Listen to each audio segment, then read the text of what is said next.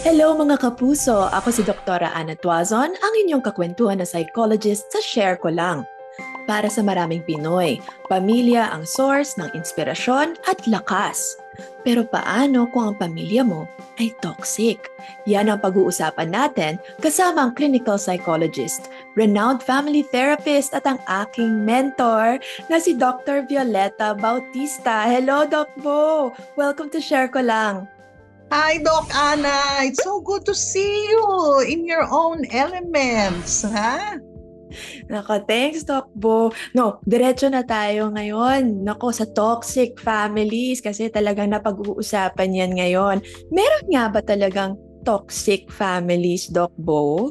Oh, yes, of course, to a certain extent, ano? Kasi yung toxic galing sa salitang toxin. 'Di ba? Yung toxin ay yung mga substances na pumapasok sa ating katawan na maaaring makapagpahina ng ating resistensya, makasira sa ating kalusugan, both physically and emotionally. Ngayon, sa buhay natin, pwedeng may mga pangyayari, pwedeng mga tao na maaaring parang nakakalagay sa peligro rin ng ating kalusugan, katawan, at kaisipan at kalooban mismo rin. Kaya to a certain extent, pwedeng sabihing may toxic family. But of course, let's be clear, toxic families is not a scientific term. Di ba? It is a metaphor that we use para mas naipapahayag natin ang ating karanasan, ang ating pinagdadaanan. So yes, so just to be clear, no, hindi naman to clinical or diagnostic term.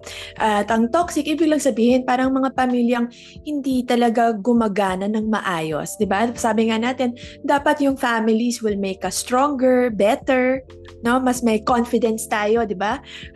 Humalibilo sa mundo kasi parang ang gandang base of comfort ang ating pamilya. Pero minsan, 'di ba? Minsan kaya nagiging natatawag na toxic, imbes na nagpapagaan sa ating buhay, minsan medyo napapabigat, no? Napapalaki ang ating problema.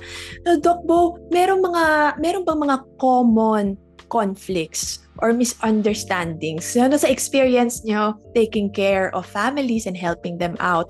Ano yung pinaka-common na pinag-aawayan or hindi pagkakasundo-sundo ng pamilyang Pinoy?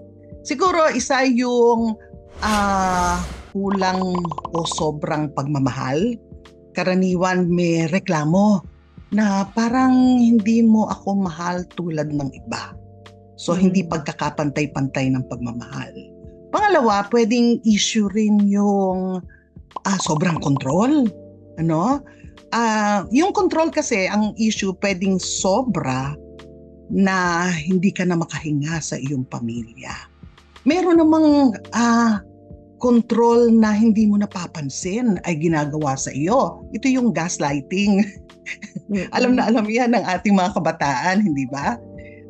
Yung bang kinokontrol mo ang pag-iisip ng tao sa paraan na pinapaniwala mo siya na ikaw ang tama, siya ang mali. Meron rin namang problema sa kakulangan ng kontrol.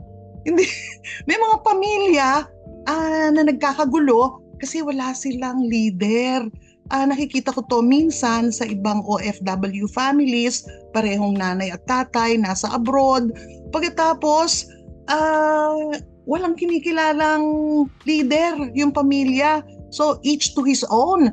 Hirap naman nun, ano? Nandyan rin ang issue ng boundary. So, nagkakaroon ng away sa pamilya kapag walang respeto sa boundary. No? 'Di ba? Yung cellphone mo, yung email mo, yung mga sulat sa iyo, ikaw ang nakakabasa lang nun. Pero pagka may kapatid ka o magulang ka na intrusive, hindi binibigyan ng respeto ang iyong privacy, violation ng boundary yun. Di ba? Isang issue sa boundary rin, naalala ko kasi, ay yung extended family. Ang salita natin ginagamit yan ay nakikialam. Pagka nakikialam na, magiging ugat yan ng samaan ng loob at away. So, meron rin diyang issue ng karahasan. Pero ang karahasan, hindi lang naman mula sa magulang patungo sa anak. Pwede rin naman ang anak maging marahas magulang. Andyan rin ang bisyo, syempre, pumapasok rin ang bisyo sa problema ng pamilya. No, mahirap yan. Isang problema rin yung betrayal at pagtataksil. Halimbawa ng mga betrayal would be infidelity, affairs. Pero hindi man kailangan na yun lang ang source ng betrayal eh. Pagka yung sa palagay mo ay dapat nagmamahal sa'yo, ay siya pang kumukontra sa'yo at gumagawa ng paraan para maging tampulan ka ng kritisismo, ayun ay sense of betrayal rin. Hindi ba? Oo. Siyempre, pinanggagalingan rin ng problema ang conflict sa values at saka mga beliefs. Meron tayong mga paniwala, mga bagay na mahalaga sa atin. Pero may mga pagkakataon, magkakaiba ang ating paniwala eh. Nagkakaroon ng conflict, tunggalian. Kahuli-hulihan sa tingin ko, nakalimutan ko to pero madalas ito maging problema. Matinding expectation sa buhay. Diba? Naku, marami ko nakikita mga estudyante nagkakaroon ng depression, nagiging masyadong frustrated kasi ang feeling nila ang taas-taas ng expectation ng mga magulang sa kanila. Diba? Ang pwedeng epekto rin sa kanila, no, nagiging perfectionist o talagang lumalaban na, no, nagiging rebelde na dahil masyadong mataas ang hinihingi mo sa akin. Nako, Doc Bo, parang ang dami-daming pwede talagang maging sanhi ng di pag-uunawaan, no? And in a way, siguro kailangan nating i-clarify kasi lahat naman ng pamilya, pati ang healthy and loving families, syempre nagkaka-conflict din, no? And misunderstanding. Hindi naman kailangan, para maging healthy ang family mo, dapat walang problems. So siguro ang crucial dyan, di ba, Doc Bo, is kung paano natin linulutas ang ating mga problema. Kasi baka naman ang expectation nila doon sa mga listahan mo, ay nako, lahat yan. Baka makarelate masyado ang mga Pinoy doon sa mga linista niya, Doc. Di ba? Tapos sabihin nila, hala, toxic na ba ang pamilya ko? Kasi, di ba, meron kaming hidwaan dito, hidwaan dyan. Pero for me, di ba, tama, ang what differentiates kung toxic kumbaga na family versus healthy families, ina-address ba nila? Dinulutas ba nila together? Yung communication na sinabi nyo, Doc Bo, napaka-importante. So, diba sabi nga namin, natanong namin sa aming mga kapuso kung ano yung mga madalas pag-awayan. Itong isa, sabi ni Rodeth Tenorio, interesting kasi yung sinabi niya eh. Sabi niya kasi nung pagbata pa, ang pinag-aawayan lang naman, sino magliligpit ng higaan, sino maghuhugas ng pinggan. Actually, common yun, diba? Yung division of household chores, yung responsibility nga. Pero ang sabi niya, pag nasa edad na, ang pinag-aawayan na kung sino mas magaling na anak, sino mas may pakinabang, sino mas nakakatulong sa magulang, sino ang tama, sino ang mali. Yan. So, in a way, 'di ba, parang pag lumalaki tayo, mas malalim na. At saka yung sinasabi natin, 'di ba dapat kanina nga sabi natin, ang pagmamahal, lalo na ng pamilya, dapat walang hangganan, even though may boundaries. Pero paano ko, Doc Bo, di ba madalas naman in reality, ang daming kondisyones ng mga pamilya sa isa't isa. Kailangan mabait ka, kailangan makinig ka, kailangan hindi ka pasaway, hindi ka sumusumbat. Paano natin ina-navigate yan? Kung dapat, di ba dapat unconditional love, Doc Bo? Pero ang daming conditions. So, yung nakakatuwa naman yung listener natin, yung sa kaniyang reflection. Totoo yun, nagbabago ang mga issues. Pero kung isipin mo, baka yung issues na yun ay hindi lang lumabas ngayong adult ka na.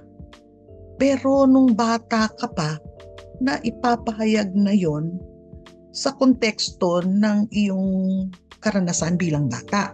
Halimbawa, paghahatian ng trabaho at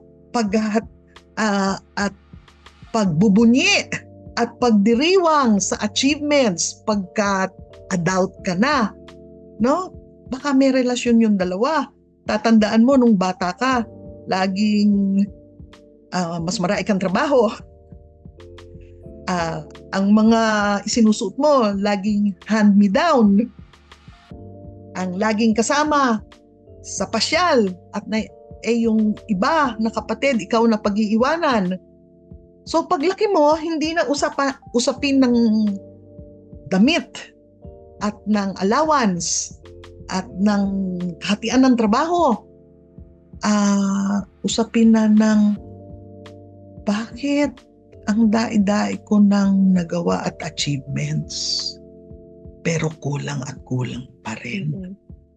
Pareho ang ugat. Nag-iiba lang ang larangang kinakikitaan nito. Pwedeng ganon, no? Kaya ang issue ng pamilya, ang toxic families, ang toxicity naman, hindi toxic or not toxic. Hindi ba, Doc Ana? Ito ay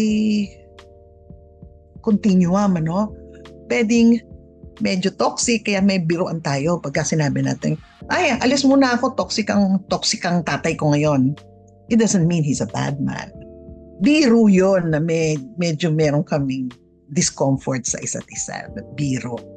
Meron namang sinasabi ng toxic ang karanasan ko ngayon It's not something na parang sakit, napaka-peligroso, pero bahagi lang ng pagiging normal na pamilya na merong hindi pagkakaunawaan, dapat ayusin mo. Pero meron namang talagang toxic na napepeligro ang iyong kalusugan, ang iyong well-being. No? Kaya magandang malinaw sa atin yun no? Yung toxicity, meron ring range. Merong normal, meron ng parang hindi na to akma. Tama. Meron naman tayong mga klase ng toxic situations sa families na parang kunyari sabi nga nung isa pa nating kapuso si Eric Santos, sabi niya yung pagkampi sa mali, mga pagtatanggol sa mga anak na mali ang gawain at hindi pagtanggap sa kamalian at hirap na hirap humingi ng patawad at pasensya. Di ba ang term natin dyan, enabling. Oo. Di ba? Parang kaya siya nagiging toxic kasi kahit imbes na maging mabuti kang tao, di ba, itatama ang iyong direksyon sa buhay. Parang siguro sa takot nga, magsabi nyo nga kanina, hindi lahat ng toxic nag-aaway. Minsan, ang mas toxic pa yung hindi talaga nag-uusap ng masinsinan. At hindi mo, di ba, hindi mo kinakausap ng diretsyo yung family members. So, paano naman yung ganun, Dokbo, yung mga ganung sitwasyon? Ay, napakahirap rin yan, kaya sabi nila, merong thin line between love and violence. Kung sobrang mahal mo, hindi mo alam, nasisira mo at nadadamage mo ang pagkatao ng iyong minamahal. Paano? Pagka hindi mo nakikita yung pagkukulang at kamalian ng tao. Sinusuportahan mo pa, madalas nangyayari yun pagka mga sitwasyon na only child, ang pangarap mo, gusto mong buhayin sa buhay ng anak mo.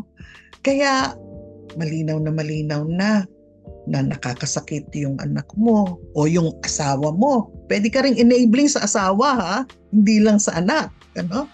Pero sinusuportahan mo pa rin, ipinagtatanggol mo.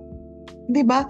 So sa halip na maliwanagan yung mahal mo sa buhay, mas lumalalim lang ang kanyang problema. Yun ang nagiging ugat ng tinatawag nating pwedeng narcissistic personality. Puro ako. Ako lagi ang tama. At lahat kayo, kinakailangan pinaglilingkuran niyo ako. Alam mo, malungkot rin dito, Ana. Karaniwan nakikita ko, yung mga magulang na sobrang magmahal, sobrang magpausbong to the point na nagiging entitled na yung bata. Inaasahan nila, mamahalin rin sila ng gano'n ng kanilang anak. Pero, o ng kanilang asawa. Unfortunately, may nakikita akong pattern na baliktad. ang tingin sa kanila ng kanilang sobrang minahal na asawa o anak ay parang katulong o kaya ATM lang. Nawawala yung tunay na pagmamahal. Oo, bilang pamilya, and particularly para sa mga magulang, marami tayong responsibilities, 'di ba? And tasks as parents. Yes. Minsan ang sinasabi ko diyan na medyo pabiro, Doc Bo, nako, minahal, parang hanggang sa minahal mo na lang, hindi mo na pinalaki. Minahal mo na lang siya. 'Di ba? Kasi mababait naman sila, 'di ba, Doc Bo? Talagang mapagmahal, pero hindi na nabigyan ng structure, hindi na nabigyan ng, 'di ba, hindi na naturuan, no? Kung paano kumilos ng maayos, na hindi nakakasakit ng ibang tao. Now, dumako naman tayo, Doc Bo, dun sa, 'di ba, sabi ko kanina, ang toxic families, hindi lang dun sa kung ano yung problema, kaya nagiging toxic. Nagiging toxic kung paano nila linulutas ang problema nila. So, tinanong din namin sa aming mga kapuso kung paano ba nasusolusyonan? Paano nila inaayos? Ano yung solusyon? So, isa, interesting sabi ni Farmer Neil Sayat, hayaan ang may mali ang unang lumapit at makipag-usap. Kung hindi lalapit, ay hayaan muna na wala munang kibuan para maiwasan na lalo pang lumala ang di pagkakaunawaan. Anong tingin nyo doon sa kanyang suggestion? Yung may mali, dapat siya ang unang lumapit? Hindi lagi, no? Siyempre, kung may pattern, ang maganda kung sino ang nasa posisyon ng kabukasan ng isip at saka kalmado, may perspektibong mahusay, no? Magandang siya ang magpasimula ng proseso na pag-aayos. Diba, gano'n naman, di naman tayo pantay-pantay lagi ang state of well-being. May panahon na mas may pinagdadaanan ako at may panahon naman na mas wholesome ang dating ko. Di kung nasa panahon ako ng wholesomeness, di ako ang unang lalapit at magpa-facilitate ng proseso. Pero kung across the years, across situations, may pattern na laging siya ang tama at lapitan mo ako, it's not helping. Ano? Oo. So, if I'm not going to approach, kung hindi ako lalapit at magpapakumbaba, hindi dahil sa hindi kita mahal, pero gusto ko ring matuto ka. Di ba? Maraming paraan ng pagmamahal Di ba? May mga situations rin na yung mga tinatawag ng iba nga, tough love. So maraming nag-suggest din kagaya ni Wako Roth na kapag malalim daw ang hidwaan, distansya na lang. Dumistansya muna. At sabi niya, pero kung sobrang lalim talaga, magkalimutan na lang at ratuing patay na. Dahil kahit sa libing ay wala nang pakialamanan. Ito ang sitwasyon na masasabi mo na mas mabuti pa ang hindi kadugo. Is there ever a situation na actually, you know what, tama na. No more. No? Cut off na tayo. Kaya yung mga sitwasyon kung saan merong annulment, nullity of marriage, paghihiwalayan, no? Paglayo, distansya, emotional at saka physical. Yun ay dahil dumaan ka na sa proseso na sinubukan mong magkaayos. No? At sana isama na natin sa proseso ang paghingi ng tulong, hindi lang sa mga kamag-anak, kaibigan, pero pati na sa mental health professionals kasi yan naman ang kanilang trabaho Di ba? Pero kung ginawa na natin ang lahat, pero andun pa rin ang problema at ang problema ay naglalagay sa iyo sa peligro, hindi lang physical, pero emotional at psychological. Tinatanggap ng batas naman yan Kaya may nullity Di ba? Tinatanggap rin naman natin yan kung may peligro sa iyong sanity. Di ba? Move on and heal. At ipanalangin mo yung iniwanan mo. Di ba? So hindi talaga necessarily na may exemption. Diba? Na parang yes, pinapahalagahan natin ang pamilya, pero priority natin sila. And kung nasa peligro na, diba? Talagang nakakasira na ng ating integrity, sense of self. Diba? Protektahan na, okay lang na protektahan natin ang sarili natin. Ang mas mahirap, pagka yung threat to sanity, dahil hindi kitang-kita at hindi madaling maunawaan yung peligrong pinagdadaanan ng tao. Hindi ba minsan wala tayong bokabularyo para ilarawan yung hirap, pait na ating pinagdadaanan. At minsan hindi man lang natin na malinawan. We can't get our mind to really grasp it. Alam lang natin, napakasakit. And it takes some time for us to realize, oh my God, namamatay na pala ako sa relasyon na to. Namamatay na pala ako sa tahanang ito. And sometimes we need to wake up to that reality. Mahirap yon. Kasi ang pag-iisip natin usually, ang aking tahanan, ang aking refuge. It's sabi ko nga, spiritual problem na yan eh. Ang spirituality kasi sa akin, pagbabago rin ng iyong tingin at pahalaga sa buhay. Di ba?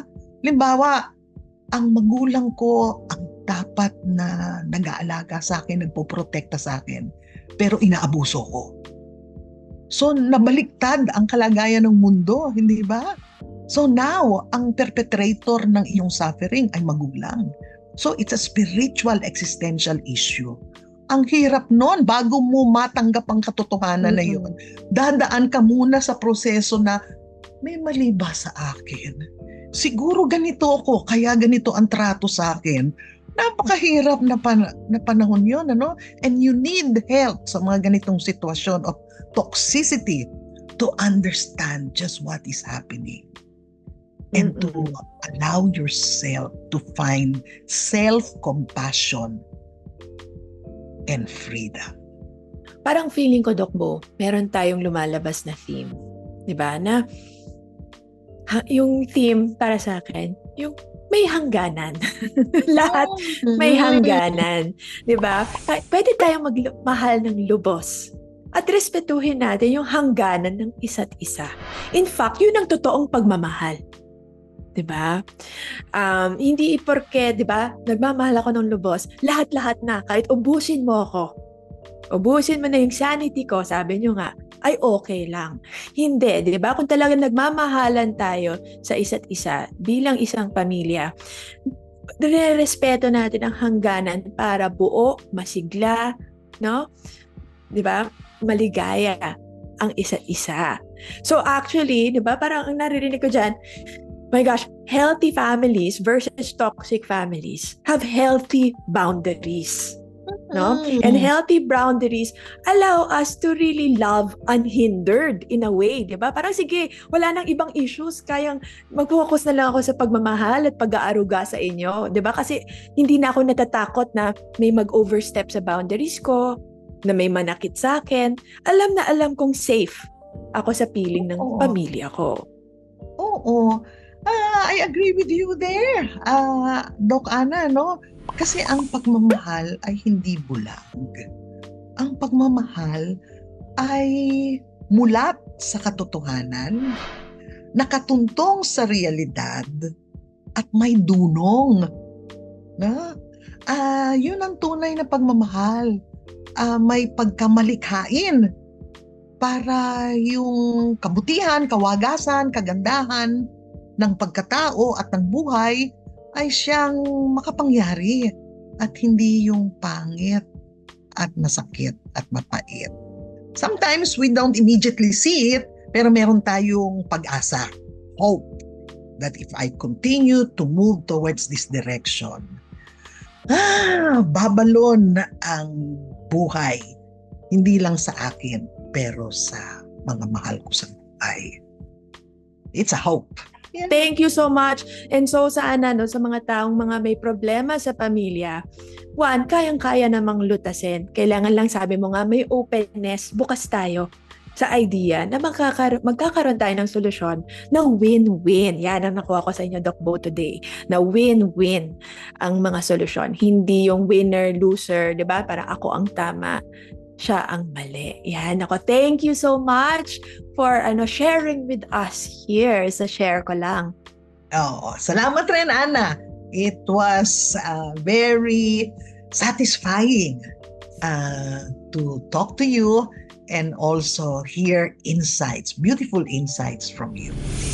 Kung may gusto kayong pag-usapan, mag-iwan lang ng comment below or email us at sharekolang@gmanews.tv.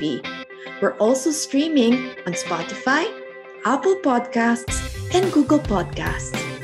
Thanks for tuning in.